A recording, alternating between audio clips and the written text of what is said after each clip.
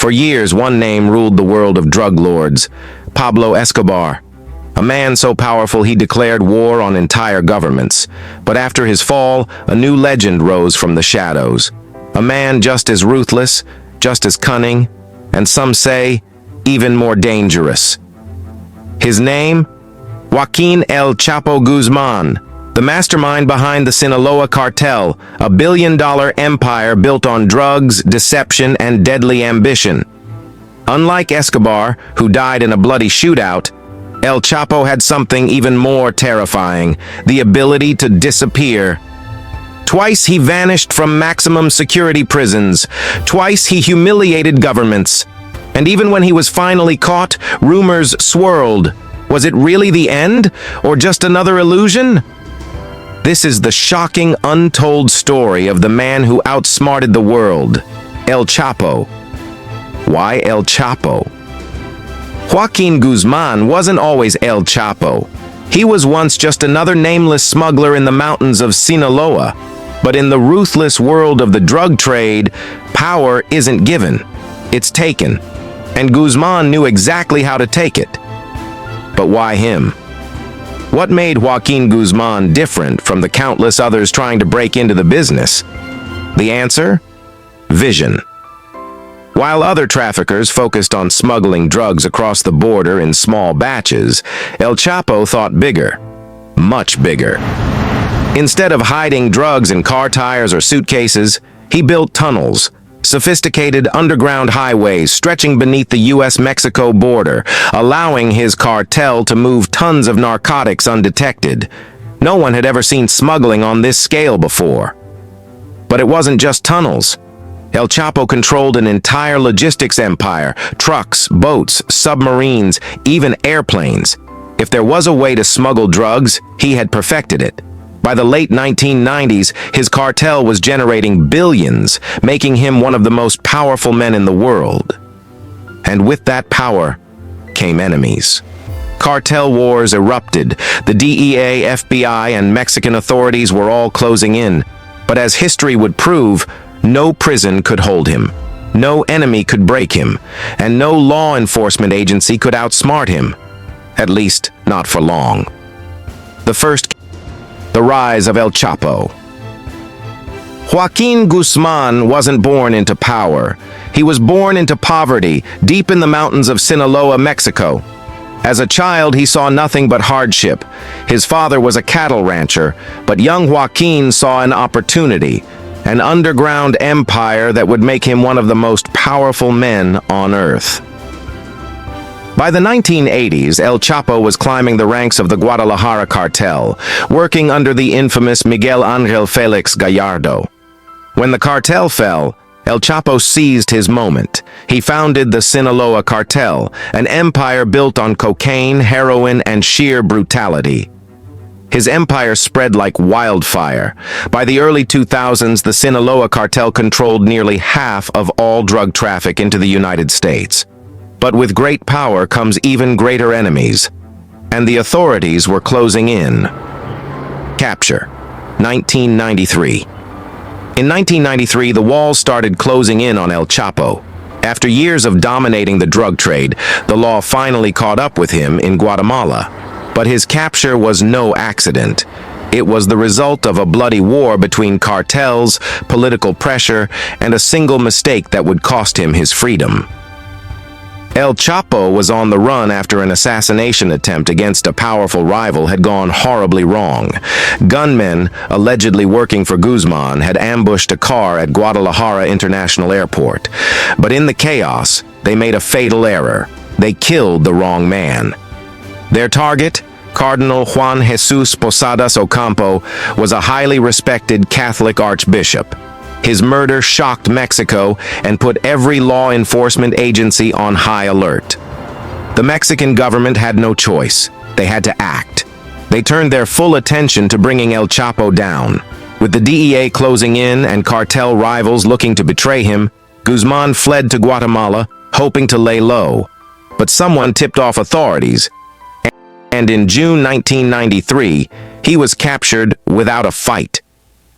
Days later, he was extradited to Mexico, paraded in front of cameras like a trophy. For the first time, the world saw the face of the man who had built an empire of drugs, violence, and untouchable power. But in prison, his true power would soon be revealed. Life in prison. Puente Grande, 1993 to 2001. El Chapo was sent to the infamous Puente Grande Maximum Security Prison, a facility known for housing Mexico's most dangerous criminals. But prison was not a punishment for El Chapo. It was an opportunity. From the moment he stepped inside, he began turning guards into allies. Bribes flowed like water, cash, gifts, even promises of power. Soon the prison wasn't controlling El Chapo. El Chapo was controlling the prison. Despite being behind bars, Guzmán lived like a king. He had access to cell phones, gourmet meals, and even female visitors, smuggled in by corrupt guards. His influence stretched beyond the prison walls. Cartel business continued as usual, with orders being sent directly from his cell. But even for El Chapo, prison had its dangers. Enemies lurked in every shadow, waiting for their chance to strike. He had to be careful, and he knew his time inside was temporary. Because while the world thought he was serving a 20-year sentence, he was already planning his great escape. It wouldn't be brute force that freed him. It wouldn't be a daring shootout. No, El Chapo would disappear in the most unexpected way possible, rolling out of prison in a simple laundry cart. Mexico was humiliated. Most dangerous criminal was about to vanish into thin air. The Cartel War. The most wanted man alive. With his freedom restored, El Chapo wasted no time. He rebuilt his empire, crushed his enemies, and turned the Sinaloa cartel into the most powerful drug organization on earth. Cocaine, heroin, meth, marijuana.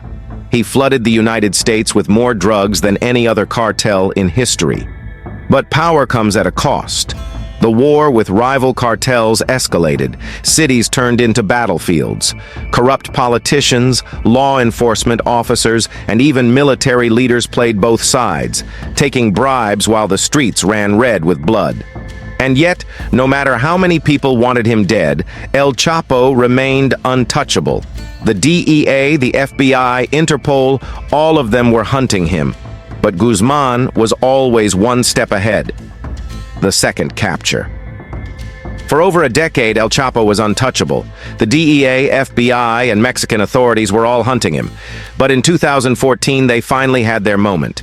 El Chapo was captured again, locked inside the Altiplano maximum security prison.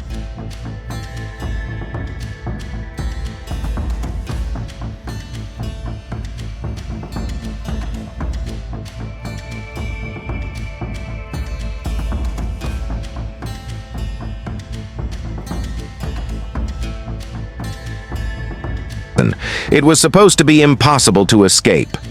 Then, the impossible happened. The greatest escape. July 11th, 2015, El Chapo vanished again. This time, he didn't hide in a laundry car. A hidden tunnel ran straight from El Chapo's cell to freedom, a mile-long engineering masterpiece equipped with lighting, ventilation, and even a motorcycle on rails. He had vanished once again, leaving only a hole behind. How could this happen? The answer was chilling. El Chapo had people everywhere. Corrupt officials, engineers, inside men. He wasn't just escaping prison, he was proving he could not be contained. The final capture, 2016. But even the greatest masterminds make mistakes. In 2016, El Chapo was located in a small house in Los Mochis, Mexico. Mexican Marines stormed the hideout in a blaze of gunfire. El Chapo tried to run, but there was nowhere left to go. He was arrested, and this time, Mexico didn't take any chances. He was quickly extradited to the United States, where he faced trial for his crimes. In 2019, after a high-profile trial, Joaquín El Chapo Guzmán was sentenced to life in prison, plus 30 years. The drug lord who had once ruled the world now sat behind bars, stripped of power. But even in a supermax prison, whispers remain. There would be no more tunnels, no more bribes, no more escapes. The kingpin of the Sinaloa cartel, the man who once ruled the drug trade, would now spend the rest of his life in a concrete cell. Did El Chapo truly act alone? Or was he just one piece of a far greater machine? One thing is certain, his story is far from over. El Chapo's story is one of power, deception, and escape. But do you think we've seen the last of him? Or is there another mastermind waiting to take his place? Let me know in the comments, and don't forget to like and subscribe for more jaw-dropping true crime stories coming. Go through our channel, share with your friends they love this story.